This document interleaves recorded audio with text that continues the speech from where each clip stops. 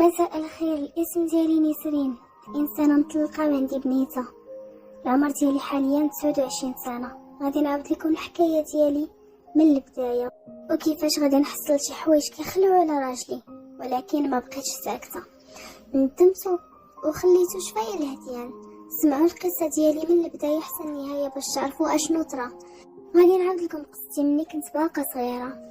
عشت على خير وبخير مع والديا وخوتي، عشنا كل نهار بنهار وقرينا تعلمنا بحال قرانا. الوالد ديالي والوالده كانوا حنانين بلا قياس معانا. كنا جوج ديال البنات وجوج ديال الدراري، كنت انا متوسطه فيهم. المهم كان واحد الحب كيجمعني ما بين والديا وخوتي. الوالد ديالي واخا مسكين كان على قد الحال كان مساندنا، والحاجه اللي طلبناها كيحضرها لينا، كيتقاتل على ودنا. قرينا تعلمنا والحمد لله حتى انا ساليت القرايه ديالي وخديت اجازه ديالي، لا انا لا خوتي الدراري كل واحد فاش كان خدام. اختي اللي كانت صغيره عليا كانت زوجات قبل مني ومشات دارت الدار ديالها.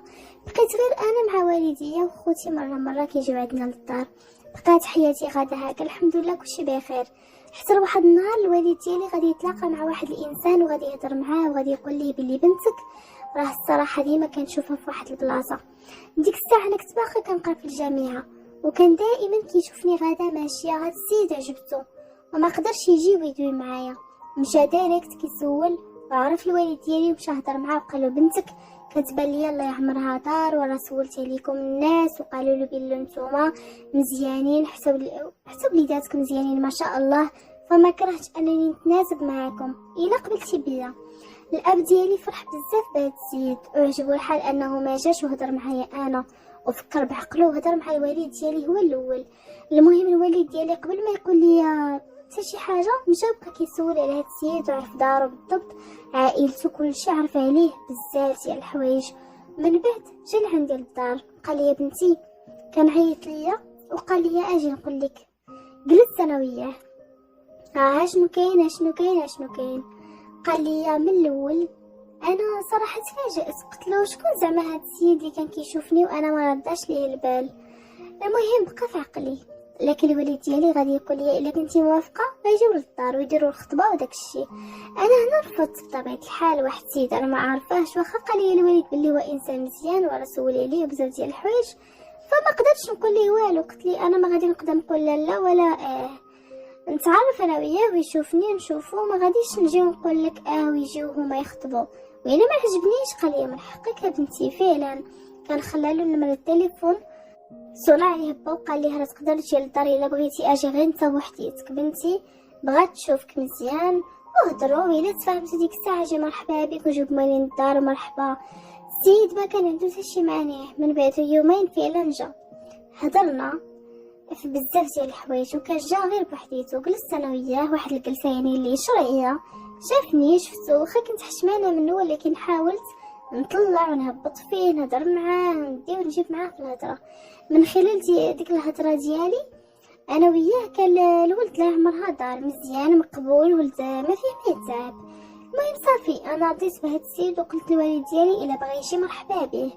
فعلا بقى واحد جوج الاسابيع وجاب والدي وجا عندنا للدار. مني جا هو بعائلته رحبنا بيهم، الامور كانت غاديه مزيان. زدنا تعرفنا على والديه، زدنا تعرفنا عليهم، تعرفت على والديه فاش خدام، عرفت عليه بزاف ديال الحوايج. هنا السيد كان خدام والدار اللي كان ساكن فيها ديال والديه، وكان خدام على راسو عنده الطوموبيل مستقر في الخدمه ديالو ما فيه ما يتعب. المهم دويت معاه زعما على اساس الخدمه، قلت لي ان شاء الله الا تزوجنا وكنت باغيه نخدم انا زعما باغا نخدم واش توافق تخليني نخدم. قال لي ما عنديش حتى شي مانع. صافي تفاهمنا على بزاف ديال الحويجات وعلى ادق التفاصيل. من بعد كنا دوينا فوقاش غادي نديرو العرس وفوقاش غادي يعطيني الصداق ديالي، اتفقنا على كلشي. الامور ديالي الحمد لله تيسرات في هاد المده. وقبل ما نضربو دابا في الصداق كنا هضرنا انا وياه، تعرفنا على بعضياتنا، كنا خرجنا انا وياه شي 3 ديال المرات. خرجنا غير بوحديتنا، تعرفت عليه كثر انسان مؤدب لا عمرها دار. وعرفت بلي عنده خوه خدام في العسكر وهو صغير عليه وعنده اختو وحده اللي هي مزوجه. صافي هذيك الامور ديالنا كانت مزيان حتى النهار اللي عقدت انا وياه. من بعد العقد كنت زوجت دغيا. جا نهار اللي حددنا فيه العرس ودرت العرس ديالي بهذا الراجل، ولكن البنات قبل راه شرطت عليه انني ما نجلسش مع مو، حيت هما كان عندهم دار فيها جوج ديال الطبقات، وانا خديت الطبقه بوحديتي. قلت ليه الماكله ديالي نبقى ناكلها لراسي، قلت له نعطيها الثقار. صافي هو ما رفضش، زعما ما قالش لي علاش وكيفاش، فهو قال لي ماشي مشكل. المهم الزوج بات سيد. في الاول كنت ساكنه مع كوتي داك الشهر الاول، من بعد غادي نفرق وغادي نجلس في الدار ديالي. كانت فيها كوزينه، كان كلشي مجهز، الامور ديالي مع راجلي كانت غاديه مزيان. المهم هنايا ايام قليله على الزواج ديالي خو غادي يخطب واحد البنت، وهاد البنت حتى هي كانت من واحد العائله الله يعمرها دار. كنت انا مشيت معاهم وخطبنا ليه ديك البنت، كانت مزيونه تبارك الله. صافي من بعد كان هو خلى العرس ديالو حتى من بعد. ايوا هي هذيك بقيت هكا. المهم من بعد ما داز على زواجي شي شهرين، قلت لراجلي غادي نقلب على خدمه باش نخدم. صافي ما كان عنده حتى شي مانع، بقيت نقلب على خدمه حتى النهار اللي غادي نعرف راسي البنات انني حامله. هنا ما وافقنيش الحظ وجلست في الدار ما خدمت ما حتى شي حاجه. جاني اللحم خايب لواحد الدرجه ما تصوروهاش، ما كنت كنقدر نطيب لا ناكل حتى شي حاجه، حتى شي حاجه ما كتعجبني. راجلي هو الاخر ما كنتش كنرتاح ليه. قررت انني نمشي لدارنا ونتوحم على خاطري. الوالده مسكينه هي اللي غادي تفششني، ما كاينش اللي غيفششني من غيرها. هضرت مع راجلي ما كان عنده حتى شي مانع. مشيت ديك 3 شهور كاملين دوزتهم مع دارنا. الام ديالي مسكينه الحاجه اللي تشهيتها كانت كديرها ليا. فهاد المده لوسيناد ودار العقد على ديك السيده اللي كنخطب، ومن بعد مباشره دار العرس. انا هنا كنت مازال مريضه في دارنا، ما قديتش انني نحضر العرس ديالهم. المهم كانوا تصوروا وصيفطوا ليا التصاور وشفت العرس ديالهم كله، ولكن غير داكشي صوروا ليا راجلي حتىش ما حضرش العرس ديالهم بحكم كنت مريضه، والحاجه اللي كليتها وشميتها كنت كنردها. المهم من بعد 3 شهور من بعد ما دوزت الوحامه ديالي غادي نرجع لداري وغادي نعرف انا مرات لوسي، وانا نعرف العقليه ديالها كنت كنعرفها يعني في وجهها. اما باش نسكن انا وياها وندي ونجيب انا وياها في الهضره لا. المهم بقينا هكاك غاديين. هي شويه كانت داخله سوق راسها، ما كانش كتبغي تدوي معايا، كنبغي زعما نهضر معاها نتعاود انا وياها، كنعرض عليها كنقول لها مرحبا بك تبغي تلاقي عندي مني تقنطي، كنحاول نرحب بها في الدار. بغيت نحسسها بلي زعما ما راهاش بوحديتها. راجلها عسكري ما كانش كيكون معاها، كان تقريبا 4 شهور 5 شهور عاد كيجي للدار. هادشي علاش كنت كنحاول زعما هكا نولفها علينا باش ما تقنطش بزاف. ولكن ملي غادي نلقى السيده بانها داخله سوق راسها وما كتبغيش تدوي معايا وما كتبغيش يعني تطلع عندي فيما كنكون انا جوزتي، كنتعاودوا ولا كنهضروا وهي كتبعد راسها وكتدخل لبيتها، انا ما كنتش كنبزز عليها اننا نهضروا انا وياها. المهم بقيت علاقتي بجوزتي وهذيك السيده عاديه جدا، حتى انا مني شفتها ما كدير حتى شي محاوله ما بقيتش كندوي معاها بزاف باش تبقى هكا العلاقه ديالنا مزيان. المهم مره كنت كنهبط عند كوزتي، مره كنمشي لدارنا، والاغلبيه ديال الوقت كنت كنقضيه في داري، ما كنتش كنهبط عندهم مره. راجلي ملي كيكون ما خدامش انا وياه كنتساراو وما كنخليو فين نمشيو. حياتي كانت غاده زوينه والحمد لله. راجلي كان كيباني كنت كنبغيه، واخا في الاول العلاقه ديالنا كانت عاديه هادشي قبل الزواج، ولكن مور الزواج غادي نحبوا بعضياتنا واحد الحب اللي زوين بزاف. المهم بقيت انا غاده في الحماله ديالي نهار على نهار، كنتقن نهار على نهار ما كنقدرش ندير الشقه ديال الدار. وهنا مرات لوسي ولات كتهضر معايا، عرفتني كيفاش دايره، عرفتني ان قلبي كبير ما كنحس حتى شي واحد ما عمرني حسيتها اولا غرت منها، فولات كتطلع عندي مني شافني ثقلت وليت بحال كتحن عليا، كتطلع عندي كتقولي شنو وجدت ليك، واش نوجدو سلو، واش نوجدو الكاطو، واش نديرو. صراحه كانت كتخمم ليا، وجدات معايا بزاف ديال الحويجات، قادت معايا الدار، نظفنا الدار كلها، جبدناها نقيناها. راكم عارفين المراه في التالي ديال الشهر ديالها ضروري ما خصها تجبد دارها، على ضروري ما خصها تخمل، راكم عارفين الناس كيجيو على قبل اسبوع، هادشي اللي كاين. المهم كانت واقفه معايا الوقفه ديال بصح، وتما عرفتها قلبها كبير والله يعمرها دار. المهم بقات الامور ديالي هكا حصلنا الحمد لله اللي الحمد لله تفكيت بخير وعلى خير انا وبنتي، وغادي نولد بنوسه. فرحت انا وراجلي والعائله كاملين فرحوا بيها، فالحمد لله الامور ديالي كانت غادا مزيان. ولدت ولادة طبيعيه واخا تمحنت بلا قياس، ولكن لقيت الصراحه مرت لوسي واقفه معايا. من بعد هزيت بنتي ومشيت لدارنا باش ننفس على خاطري، حيت امي واخا هما يديروا لي دارهم امي كتبقى المرتبه الاولى. راكم عارفين الوالدين ماشي هما الناس، واخا هي صراحه كانت كتعامل معايا مزيان، كانت كتجيب لي الماكله كتوجد ليا، ولكن ماشي بحال ميمتي وماشي بحال عائلتي. المهم وقفات معايا الوقفه ديال الصح. من بعد ما ارتاحيت وجديت فراسي ولقيت راسي مزيانه قادة انني نتحرك قادة انني نخدم. فرجعت للدويره ديالي. ملي غادي نرجع غادي نلقى راجلي تبدل عليا واحد الدرجه ما تصوروهاش. بنتي كانت كتغوت بالليل بزاف وراجلي غادي يبقى يسمح فينا يمشي للصالون. المهم السيد تعود انه يمشي للصالون للناس تما. انا وبنتي كنا كنعسو غير بوحدينا. انا البنات هنا لقيت راجلي بحال كيبعد عليا شويه بشويه. قلت ضروري خصني ندير شي حل حيت البنات البنيته كانت كتنعس ليا في النهار وما كانتش كتفيق وبالليل كتبات تبكي وتضل تبكي. فانا قلت ضروري خصني نوض ونفكر على هاد البنت ونشوف شنو غادي ندير ليها. فعلا دويت مع امي وراكم عارفين الناس ديال شحال هادي كانوا كيديروا بزاف ديال الصوالح باش كيقلبوا الوليدات الصغار الناس.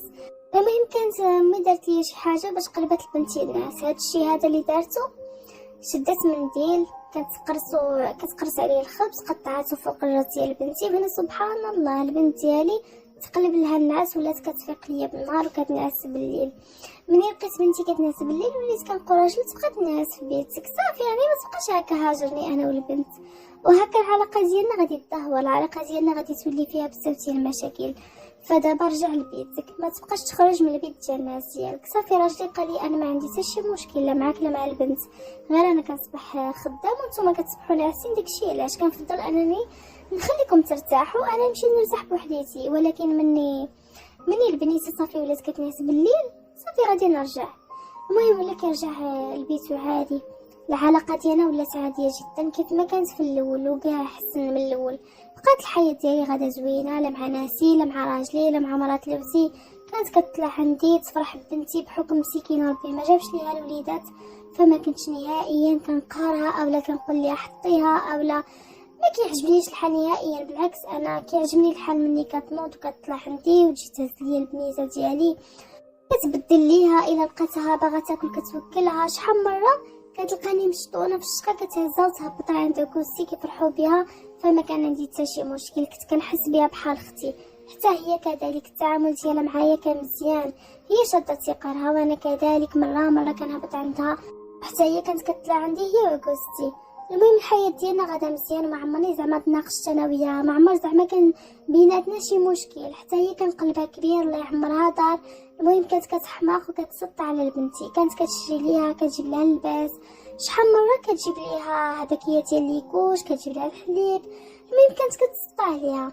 المهم الحياه ديالنا كانت غادا بحال هكا حتى لواحد النهار البنات اللي غادي نحس براجلي ما بقاش كينعس معايا. ماشي ما بقاش كينعس معايا في بيتنا ولكن فيما كضربني الفيقه كنوض باش نرد على البنيته كنقلب على الراجل حتى هي ما كنلقاهش. المهم ماشي نهار ماشي جوج ماشي ثلاثه. انا في ديك الوقيته اللي كنفيق مع دوك جويه ثلاثه جوج بنت كنوض نرضع بنتي. في ديك الوقيته دائما خاصها تنوض باش ترضع. كنت كنوض نرضعها وفيما كنقلب على الراجل ما كنلقاهش.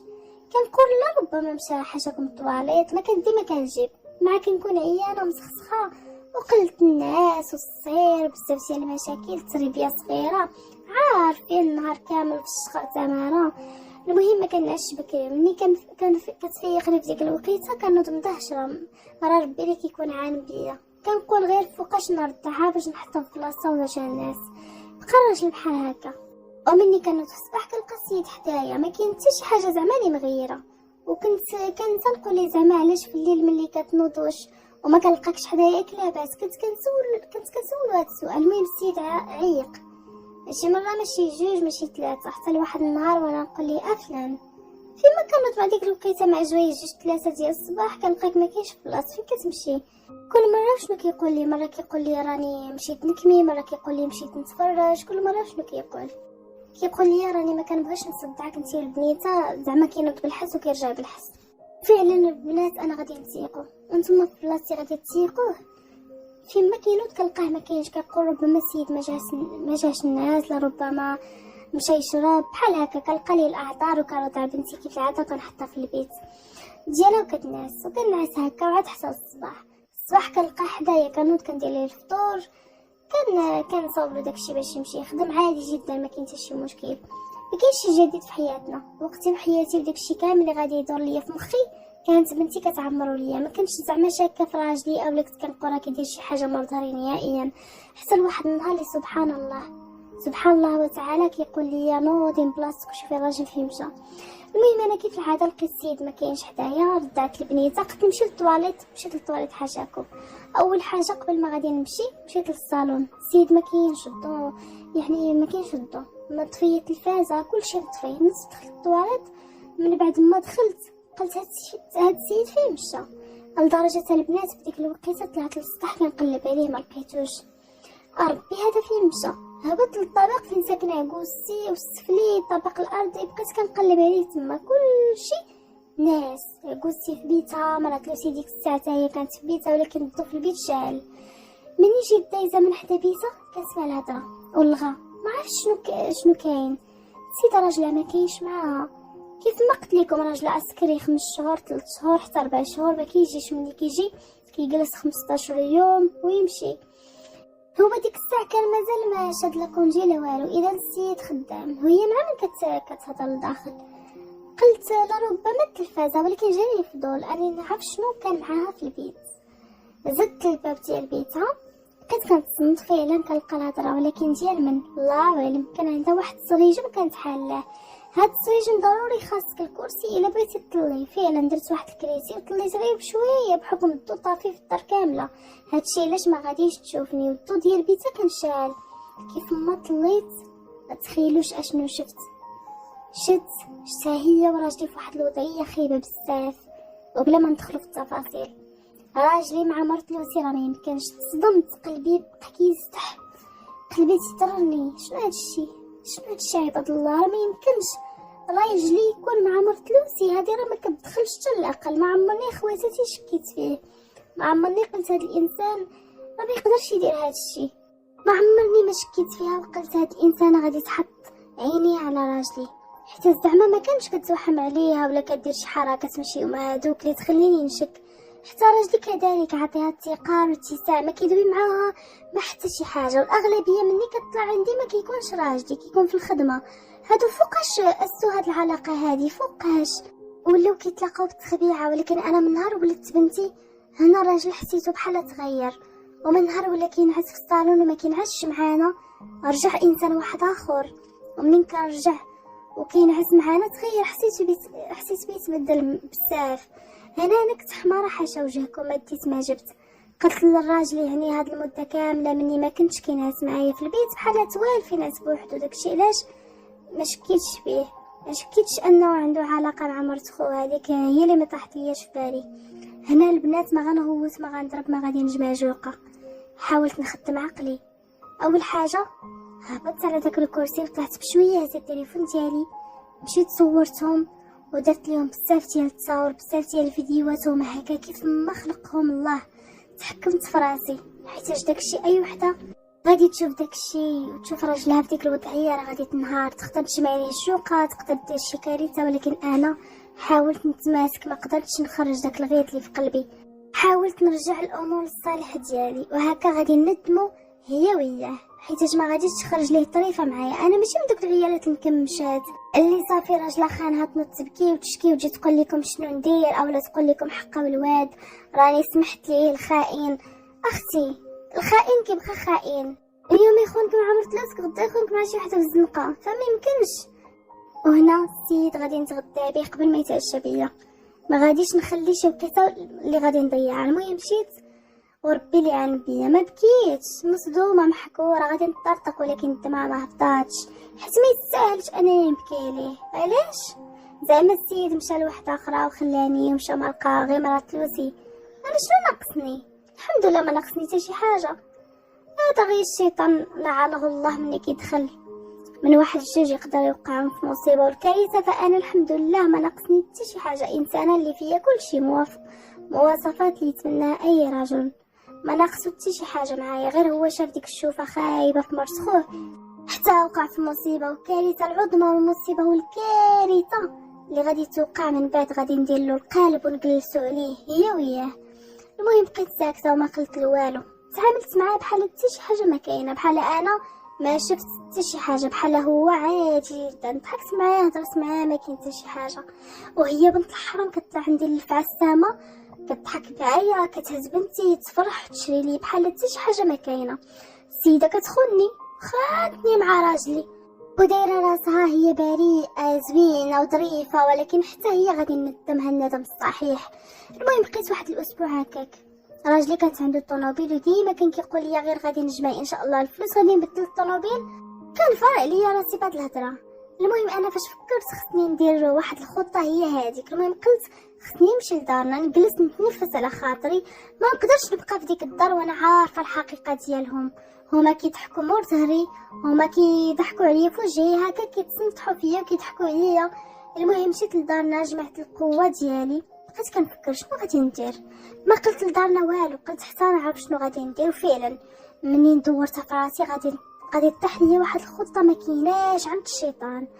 المهم قلت لي الحبيب ديالي انت بغيتي الطوموبيل، وانا فكرت مزيان وعاد فكرت غادي نبيع الذهب ديالي، حيت كان عندي تبارك الله الذهب وكان عندي الذهب مني كنت باقا بنت، والوالد ديالي مسكين فيما كان كيشاط عليه يشري لي شي حاجه، كان كيشري لي انا واختي الذهب على قبل توير الزمان، ومني كيبغي يخبى فلوسو كيخبعها في الذهب وكيعطي ليا انا واختي. والصراحه انا ملي نتزوج ما تحاسبش معايا لا انا لا اختي وخلالنا الذهب ديالنا، ومنين نتزوج كذلك بهاد الشماته فلوسي كاع ديال الصداق درتهم ذهب. الحوايج شريت غير داكشي اللي غادي نحتاج، ما بغيتش نكثر عليا الحوايج، شريت كلشي ذهب. الحاصل كنت مزرزره بالذهب. ايوا كيما قلت لي حبيب القلب انا غادي نبيع الذهب ديالي، وانت بيع الطوموبيل ديالك، وداكشي اللي جاني في الذهب غادي نعطيه لك وشري بيه الطوموبيل زوينه. السيد بغا يطير من الفرحه ويبقى يبوس ليا راسي، قال لي انت بحالك حتى شي واحد غادي ديري فيا هاد الخير ما عمرني ننساه، وان شاء الله كل شهر غادي نبقى نعطيك واحد البركه باش نرجع لك داكشي ديالك. لا يا حياتي كلشي ديالنا، بحالي بحالك، اللي ديالي ديالك واللي ديالك ديالي، ماشي مشكل، انا ما عندي غرض في الذهب، المهم غير هو تكون انت ناشط وفرحان، هو هذاك. قال لي الهلي خدك عليا. قلت له دابا الذهب ديالي كله راه عند الوالده مخباه، ما راحش عندي هنايا، وانت دير الطوموبيله في البيع وان شاء الله منين تباع انا غادي نمشي نبيع الذهب ديالي ونعطيك الفلوس. قال لي صافي حبيبتي. وفعلا نسيت داك النهار مشى عطا الطوموبيله ديالو للسمسار باش يبيعها له، والطوموبيله ما بقاتش بزاف وتباعت مده ديال رجلي انا تقريبا تبعت الطوموبيل يستحاز عليا. وهنا قال لي الفلوس كتقول لي واش غادي نمشي شي واحد يشوف فيك نخليها هنا في الماريو. المهم بيع الذهب ديالك وغادي نزيد ديك الفلوس على الفلوس ديال الذهب ديالك ونشريو شي طوموبيله على ذوقك ان شاء الله. قلت له صافي الحبيبه ديالي اللي خدك عليا. المهم قلت له انا غادي نبيع الذهب. بقينا هكاك، ودابا غادي يجي الدور ديال مرات لوسي بطبيعه الحال، حتى هي غادي تاخذ طاقتها مدوبله. المهم مرات لوسي العائله ديالها كانوا لاباس عليهم، وحتى هي كان عندها تبارك الله كان عندها الخير والخمير. المهم انا غادي نرد كل شيء مدوبل. المهم انا قبل ما يوقع هادشي كنت كنتسلف من عند الحوايج، وما عمرها صراحه ما ردتها ليا في وجهي. هذاك النهار مشيت عندها قلت لها مرت لوسي الحبيبه، قالت لي شنو؟ قلت لها عندنا واحد العرس في البيت، اختي مسكينه ما عندها لا ذهب لا والو، انا حطيت لها الذهب ديالي باش ديرو، وراكي عارفه باش تبان قدام الناس وما كرهش انك تعطيني الذهب ديالك، انا غادي نديرو وغادي ندوز بيه ونردو ليك. قالت لي الله يا بنتي على راس العين. هزت الصندوقه وقالت لي هذا هو الذهب ديالي كامل، سالي منه اختي منين تسالي رجعي ليا. قلت لها لهلا يخطيك. حلت ديك الصندوقه غادي نلقى فيها الذهب كله. قالت لي شوفي اختي اجي تحسبي معايا الذهب ديالك وشوفي شنو ناقص ولا ما ناقص، ماشي غدا ولا بعدا تقولي لي حقاره راكي كلفتي ليا شي حاجه. قالت لي يلاه يا ودي اختي راكي صاحبتي وحنا ما بيناتناش والذهب ديالي هو ديالك، حنا بحال الخواتات. قلت لها واخا هكاك اختي الدنيا بالزمان. بقيت كنحسب لها هذا براسي هذا حويلقات هادو سنيسلات هادو كدا. المهم دابا كله عطاتو ليا. في ديك السناديقه البنات كانت دايره الروسي ديال الذهب من التحت، وكانت دايره واحد البونجه اللي فارقه ما بين الذهب والوراق ديال الروسي. هنا السيده عطاتني الصندوقه كلها وما شافتش اصلا دوك الروسيات تما. المهم اني عطاتني ديك الصديقه فرحت بزاف ملي مشيت لبيتي ولقيت الروسيات كاملين ديال الذهب كامل اللي عندها كاينين بالوراق ديالهم بكلشي. صافي هنا غادي نضرب ليها الضربه ديال بصح. المهم جمعت حويجاتي وجمعت حوايج بنتي، وديك الساعه خليتها عند ماما وجيت نجمع الحصيصه ديالهم كامله ونهز راسي ونمشي. هزيت الفلوس ديال راجلي، هذيك الفلوس اللي كان باعها الطوموبيل اللي مخليها في الماليه وداير الثقه تامه فيا. هزيت الفلوس وهزيت الذهب ديال مرات لوسي، هزيت حويجاتي وشديتها بجريه لدارنا وجلست في دارنا. اتصل فينك؟ قلت له دارنا، قال لي غادي نجي ناخذك. قلت له لا، غادي نجلس مع دارنا شي ايامات. بقيت جالسه مع دارنا تقريبا شي 3 ايام ويصوني ليا، قال لي فلانه الفلوس كنت حاطهم في البلاصه الفلانيه في المريوش، مش شتيهمش؟ قلت له لا شفتهم. قال لي فين هما؟ قلت له راهم عندي. قال لي كيفاش عندك؟ قلت له كيف ما كتسمع، الفلوس راهم عندي. سيت صدم، قال لي اش بدك تهزي الفلوس من بلاصتهم؟ شنو بغيتي ديري بيهم؟ المهم انا غادي نجي عندك دابا وجدي لي فلوس وهزي بنتك وجدي راسك راني جاي. قلت ليه بلا ما تجي حيتاش انا باغا نطلق منك. قال لي كيفاش غادا تطلقي عاوتاني؟ وين شفتي هاد الطلاق؟ واش من نيتك؟ واش كتهضري معايا ولا كتضحكي معايا؟ قلت له حسبها كيف ما بغيتي، حسبني كنضحك معاك، حسبني كنهضر نيشان، المهم انت وتفكيرك. المهم اسيدي انا باغا نطلق، واليوم قبل غدا. وبطبيعه الحال البنات هنا عائلتي والديا في خبارهم كلشي.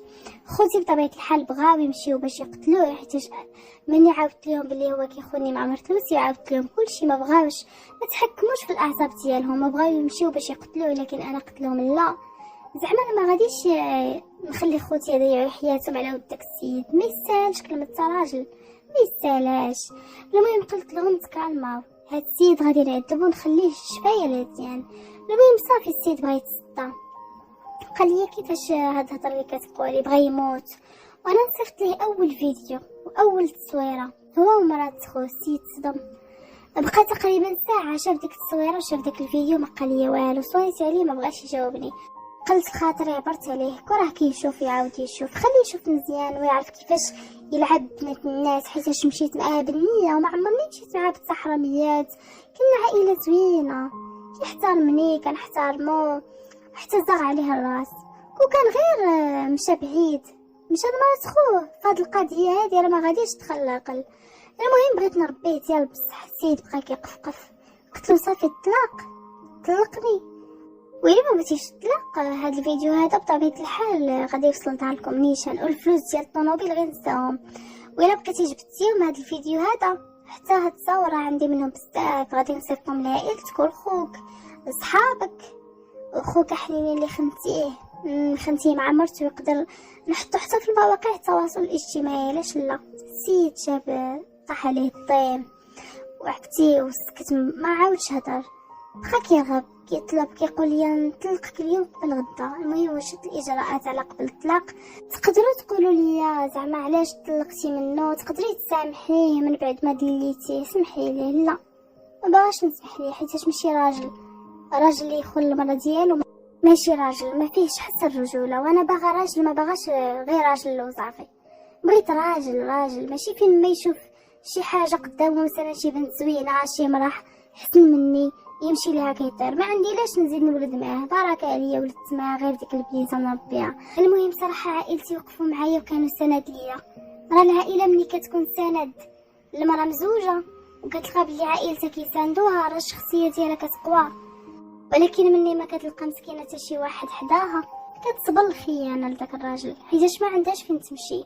كتكون مثلا عندها بنيته باقا صغيره، عائلتها متبرين منها، كيقولوا لها ممنوع الطلاق، طاحي مع راجل في العافيه، فهكاك مسكينه كتبقى هكاك، كتبقى عاضه في التراب وما كتطلبش الطلاق. فانا لقيت عائلتي مسانديني داكشي علاش وقفوا معايا، وهادشي علاش انا درت هاد الخطوات كاملين باش ندمت هداك الراجل وندمت مرات لوسي وخديت حقي وطلقت من داك الانسان اللي هو ماشي راجل بهذا المفهوم. المهم بقينا انا وياه في الاجراءات ديال الطلاق، طلقت منه لحضانه بنتي حيت كانت باقا صغيره، عطاني الفلوس ديال الطلاق، والسيد مازال كيعطيني لحد الان الفلوس ديال البنيته، وخرج لي واحد النصيب ليا ولبنتي. المهم ندمته هو بديك اللي ما كتسواش، حيتاش خلات راجلها وطبعت لي في راجلي، حيت كون كانت بنت مأصله ما غاديرش بحال هكا. ومثلا نقولوا حنا راجلي كاع تلح عليها تقول لي اولا تنوض دير شي حاجه ولا تغوت ولا ما تخليش، ماشي هي مشات كدور ليا بالراجل وبسبب العائله ديالنا تدمرات. وحتى هي ما نسيتهاش البنات، خديت ليها الذهب ديالها، وكانت كل مره كتقول لي يا اختي ذهبي وكذا، ومالكي ما جبتيليش ذهبي، وعلاش باغا تطلقي، وعلاش رافعه الدعوه ديال الطلاق. وانا نصيفط ليها داك الفيديو لمشعشع وديك التصاور تما تصدمات وما بقاتش كتدوي معايا، ما بقاتش كتقول لي علاش وكيفاش، سكتات حتى الذهب ما سولاتش عليه. المهم ملي طلقت من هذا السيد هذا كان خوه كيهضر معايا، خوه الله يعمرها دار وتختاريه ما بين رجال كاملين، كان مسكين طونكيل وغير النيه باش تعرفوا الانسان اللي نيه دغيا كدار به. ممكن هضر معايا وقال لي اختي تقدري تسامحي لخويا شنو بيناتكم؟ انا عييت ما نسول في الدار اشنو كاين، حتى شي واحد ما بغى يقول لي شي حاجه. علاش طلقتي منه؟ هادشي كان كيهضر معايا قبل ما نطلق، حتى ملي طلقت كان كيهضر معايا وقال لي يا اختي زعما كيرجع ليا في راسي كيقول لي علاش طلقتي، حاولي ترجعي انت وخويا، علاش غادي تسمو ديك البنت، نتوما باقيين على قيد الحياه وهادي. وهضر معايا بزاف ديال المرات، زعما بغى يصلح الامور ما بيني وبين راجلي. انا هاد الهضره ديالو كامله بقات فيا، هضرتو كانت ضراتني في خاطري، كنقول في راسي زعما هاد السيد ما دار ليه ما دار حتى شي حاجه، لا بيديه لا برجليه، خدام على راسو، كيجي من 4 شهور 5 شهور كيجلس 15 يوم وغير النيه، كيتعامل مع مرتو مزيان، وملي كيكون جاي ما كيخلي ما يجيب ليها، كيعاملها مزيان مهلي فيها. ولكن الانسان اللي خايب راه خايب ما مزيانش. اي وقت يا خويا راه ما عندي ما نخبي لك، انا غادي نصيفط لك واحد التصاور فيديوهات هما اللي غادي يشرحوا لك علاش انا طلقت من خوك وعلاش وقع هادشي كامل. الصراحه باش ندمها حتى هي غادي نصيفط لراجل هذوك الفيديوهات كاملين والتصاور، غادي تقولوا لي علاش درتي هكا. انا بغيت غير نفدي دقتي كيف ما فرقاتني على راجلي وراه بسببها تفارقنا، انا بغيت نخرب ليها الشتا. صراحه الله كامله سودين سودان نبينا عليه السلام. صيفط ليه السيد ما بقاش كيدير معايا، ما بقاش كيدير معايا. انا اصلا ما بقيتش مع هاد العائله، غتبلوكيت راجلي اللي هو طليق ديالي حاليا، بلوكيت خوه بلوكيتها هي، حيت كاع النوامر ديالهم من التليفون ديالي ما بقيت كنعرف ليهم حتى شي حاجه، ما كنعرف ليهم والو. ما عرفت اشنو دار هو بخوه، واش طلق مرتو ولا لا، الله يعلم. حتى شي واحد ما كيجيب لي خبارهم، ما بقيت عارفه عليهم والو، حيتاش اصلا حنا انتقلنا من ديك المدينه ومشينا لواحد المدينه اخرى، حيتاش خويا الكبير كان شرا الدار في ديك المدينه اللي فيها، كان شراها فيها 3 ديال الطبقات. هادشي علاش غادي ننتقل انا ووالديا نسكنوا معاه، هو ومرتو كانوا ساكنين في الطابق الثالث، وانا ووالديا مستغلين الدار لتحت. صافي الحمد لله ارتحيت نفسيا معنويا، ما بقيتش كنفكر فيه، حيتاش علاش غادي نفكر فيه؟ ما تحزمت وترسمت اصلا بقرايتي الحمد لله. كنت منين تزوجت بيه كنت يلاه ساليت القرايه ديالي، داكشي علاش لقيت القرايه كنت على حسب الخدمه، ما بقيتش بزاف حتى لقيت واحد الخديمه اللي الحمد لله غزاله مرتاحه فيها. بنتي كانت كتقابلها ليا ماما، ما لقيت شي مشكل لا مع خوتي لا مع والديا، الحمد لله كانوا ساكن فيا لواحد الدرجه ما تصوروش. بنيت حياتي ودابا ما كنتسوقش الرجال، واخا يكونوا كيف ما بغاو يكونوا. شحال ديال الناس خطبوني غير الناس اللي لاباس عليهم رجال من الخارج، لكن كنرفض. هادو كانوا متقبليني انا وبنتي زعما، اي واحد خطبني كيقول لي يا بنتك نديروها بنتنا، لكن انا كنت كنرفض وما باغاش نتزوج. كنت نخدم على راسي ونعيش بنتي بحال الاميره، هادشي اللي باغا. اشنو باغا ندير فشي راجل مني انا خدامه؟ اشنو بغيت ندير انا بشي راجل؟ واش انا عباد الله كنتيري كل شهر الفلوس؟ اشنو غادي ندير بهذا الراجل؟ الحمد لله عايشه بخير وعلى خير. كنفكر انني نشري طوموبيل باش نسالي والديا. واش في نظركم دابا شنو خصني؟ ما خصني والو، هانيه متهنيه واكله شاربه، ما ناقصني حتى شي حاجه. تجربه في حياتي دازت وما ندمتش حيتاش خديت حقي. راه ما ندمش على هاد التجربه اللي دوزت على هاد الزواج، راه ما ندمت على حتى شي حاجه. الحاجه الزوينه اللي خديت من هاد الزواج هو بنتي. اما طليقي من نهار طلقنا ما بقيتش شفتو لا هو لا طيسيتو كاملين، حتى بنتو تبارك الله دابا راه كبرات، ما بقى لها شافه لا سول فيها. كتوصلنا ديك البركه ديال الفلوس من شهر لشهر، وهذيك البركه كنخليها غير لبنيتها. واصلا ما عندي ما ندير بفلوس، ولكن هذاك حق بنتي خصني ضروري ناخذه. فهادشي اللي كاين البنات، وهذه القصه ديالي. نعاود لكم قصتي وانا فرحانه، ما على باليش واخا دوزت واحد المرحله اللي صعيبه في حياتي، ولكن دابا حاليا فرحانه بالنتيجه اللي راني فيها. لربما كنت بقيت مع داك الراجل ما غاديش نوصل لهادشي اللي راني فيه دابا. الحمد لله كلشي عندنا فيه خير في هاد الحياه هادي. هنا غادي تنتهي القصه ديالي، كنتمنى انكم تكونوا خديتوا منها العبره.